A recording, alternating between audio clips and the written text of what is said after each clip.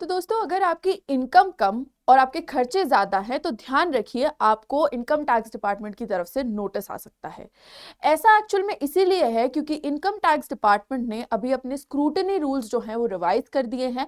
And बिल्कुल एक नए सेट ऑफ रूल्स आते हैं जो कि आज हम इस प्लेटफॉर्म पे डिस्कस करने वाले हैं। तो नमस्कार, मेरा नाम है नंदिनी और लेट्स क्रैक यूपीएससी सीएसई पे आप सभी का बहुत बहुत स्वागत है। इस पर्टिकुलर वीडियो में हम कवर करने वाले हैं न्यू आईटीआर रूल्स को, एंड उसी के साथ साथ कौन कौन से ऐसे रेड फ्लैग्स हैं जो कि ट्रिगर कर सकते हैं आपके ऊपर स्क्रूटनी एंड इंटर्न आपको नोटिस दिलवा सकते हैं, और कैसे आप इस पर्टिकुलर सिचुएशन से सेफ रह सकते हैं। ये जानने के लिए बने रहिए इस सेशन के अंत तक, क्योंकि मैं एक एक पॉइंट को ब्रेक डाउन करके आप सभी को इस प्लेटफॉर्म पे बताने वाली हूं। तो चलिए बिना किसी देरी के आज के इस सेशन की हम शुरुआत करते हैं। तो अगर मैं सबसे पहले आपको बताऊं कि ये जो पूरा एम्बिट ऑफ डिस्कशन है वो कैसे एक्टिवेट हुआ या ट्रिगर हुआ, तो बेसिकली 60 लाख से ज्यादा आईटीआर ऑलरेडी फाइल हो चुके हैं, जिसमें कि एडवांस टैक्सेशन फाइल जो है अगर आप देखें तो हो चुका है।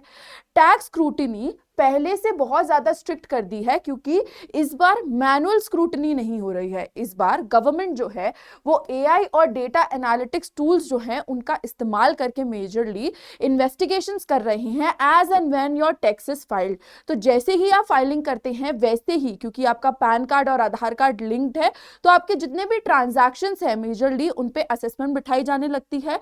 एंड उसके बाद किस रिस्पेक्ट में आपके ट्रांजैक्शन कितना एक्सीड कर रहे हैं उसके हिसाब से हो सकता है आपको नोटिस मिले या नहीं मिले।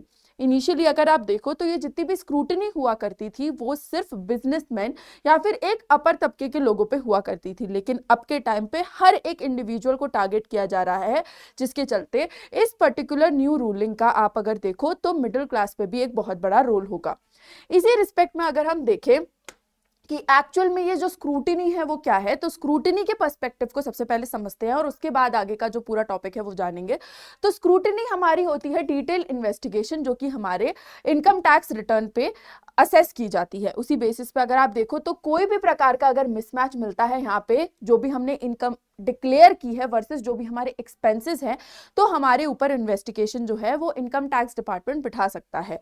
इसी पर्सपेक्टिव में अगर आप देखो तो जितने भी हाई रिस्क इंडिविजुअल्स हैं उनको नोटिस या फिर क्वेरी के लिए मेजरली जो है इत्तला किया जा सकता है। इसी पर्सपेक्टिव में अगर आप देखो कि हम क्या क्या ट्रैक कर रहे हैं, यानी कि गवर्नमेंट जो है वो क्या क्या ट्रैक कर रही है, तो बेसिकली बैंक अकाउंट की जितनी भी एक्टिविटीज हैं वो, along with credit card expenses, luxury spending in terms of your travel, brands, real estate की डील्स, आप किसी के भी नाम पे ले रहे हो, फिर चाहे वो आप अपने बच्चों के नाम पे ले रहे हो, वाइफ के नाम पे ले रहे हो, it does not matter, everything will be assessed here in. Mutual fund, gold, crypto और अदर इन्वेस्टमेंट्स। एंड इसी के साथ साथ अब अगर आप देखो तो जितने भी ट्रांजैक्शंस आपके पैन कार्ड और आधार कार्ड से लिंक्ड हैं वो सब भी असेस किए जाएंगे, जिसके पर्सपेक्टिव से यू कैन सी कि हमारा जो डेटाबेस है वो कितना ज्यादा स्ट्रांग हो गया है। जिन पर्सपेक्टिव्स में हम सोच भी नहीं सकते थे उन सबको भी असेस किया जा रहा है। तो कहां तक कोई बच सकता है, that is the question of the hour. इसी रिस्पेक्ट में अगर आप देखो तो आपको क्या क्या करने नहीं चाहिए, यानी कि रेड फ्लैग्स क्या क्या हैं with respect to which a scrutiny can be triggered upon you. तो अगर आपका क्रेडिट कार्ड स्पेंड जो है वो 10 लाख पर ईयर से ज्यादा है, अगर आपके property transaction 30 lakh per year से ज्यादा है, अगर आपके बैंक में कैश डिपॉजिट्स 2 लाख से ज्यादा है, अगर आपके पास एक्सपेंसिव फॉरेन ट्रिप्स एग्जिस्ट करती हैं जो कि आपने ली हो लेकिन आपका आईटीआर कम है, गोल्ड, म्यूचुअल फंड परचेजेस अगर आपकी एग्जिस्ट करती हैं जो कि आपके इनकम लेवल से मैच नहीं कर सकती, तो ऐसे मिसमैच के केसेस में आपको एक नोटिस मिल सकता है डिपार्टमेंट की तरफ से। तो इसी रिस्पेक्ट में अगर आप देखो तो देयर आर स्क्रूटनी रूल्स जो कि एग्जिस्ट करते हैं, जो मेजरली अभी रिवाइज किए गए हैं, जिसमें CS1 कहता है कि अगर टैक्स सर्वे कहीं से कहीं तक भी हुआ है अंडर द सेक्शन 133A, तो ऑब्वियसली स्क्रूटिनी एग्जिस्ट करेगी। CS कोड 2 और 3 के अकॉर्डिंग टैक्स रेड और सर्च जो है वो कंपलसरी इन्वेस्टिगेशन इनवाइट करेगा। CS5 के कोड के अंतर्गत रिपीटेड केसेस अगर मिले हिडन इनकम के, तो उस रिस्पेक्ट में भी आप अगर देखोगे तो स्क्रूटिनी होगी, जिसमें मेट्रो सिटीज के लिए 50 लाख की कैप है और नॉन मेट्रो के लिए 20 लाख की। CS06 अगर देखें तो यहाँ पे अगर ईडी या सीबीआई से कोई भी इंफॉर्मेशन छुपाई गई है तो उस पर्सपेक्टिव में भी जो हमारा डिपार्टमेंट है इनकम टैक्स डिपार्टमेंट, वो स्क्रूटिनी इनिशिएट कर सकता है। तो इसी इसी सब रिस्पेक्ट में आप मेजरली देखोगे कि कई सारे एडवांसमेंट हो जाते हैं।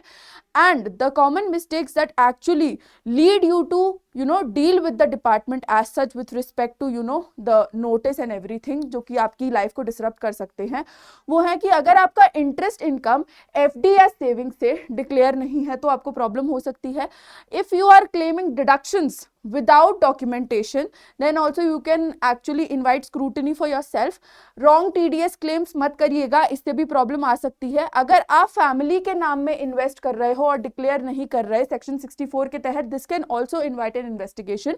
And also if you are hiding freelance, side hustle और रेंटल इनकम, तो उस सब रिस्पेक्ट में भी आपके ऊपर जो है वो मुकदमा किया जा सकता है। तो इसीलिए आपको ये सारे जितने भी रेड फ्लैग्स हैं उनसे दूर रहना है, जिससे कि आप ये जो फालतू की से इन्वेस्टिगेशंस और स्क्रूटनी जो है उससे आप बचे रहें। अगर हम देखें कि गवर्नमेंट क्या डिफरेंट कर रहा है, तो इस बार रियल टाइम डेटा और एआई की जो है वो ट्रैकिंग हो रही है, जिसके पर्सपेक्टिव से मैनुअली जो मिस्टेक्स अगर हुआ करती थी अब वो नहीं होंगी एंड उनको चैलेंज करना भी बहुत ज्यादा ईजी हो जाएगा, because the entire data set would be right there in front of you.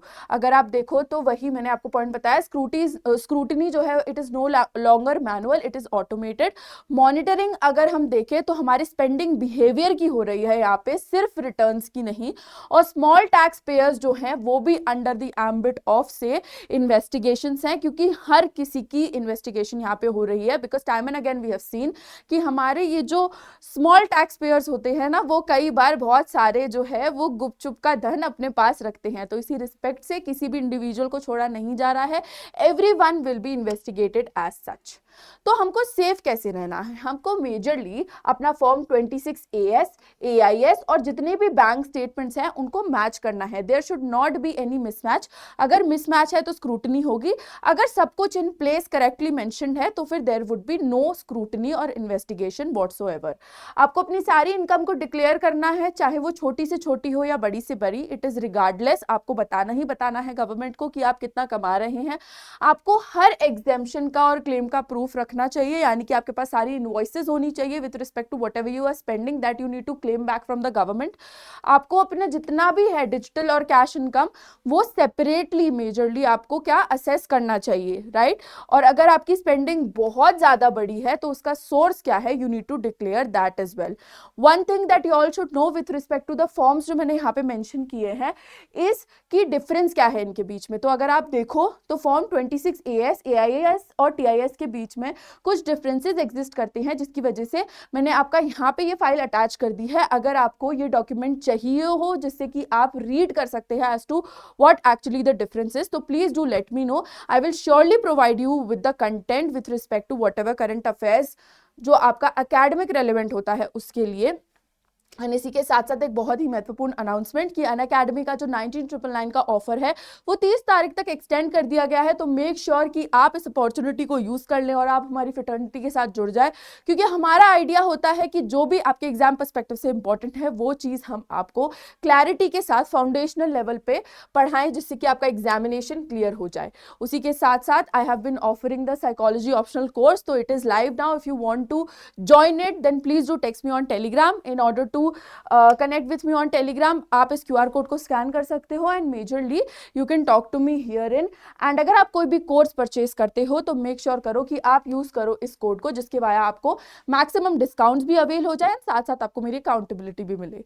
सो अगर आपको सेशन अच्छा लगा हो, अगर आपके कोई और भी फर्दर डाउट्स है, क्वेरीज है, तो प्लीज कमेंट सेक्शन में जरूर बताइएगा। Our team will try to get back to you as soon as possible.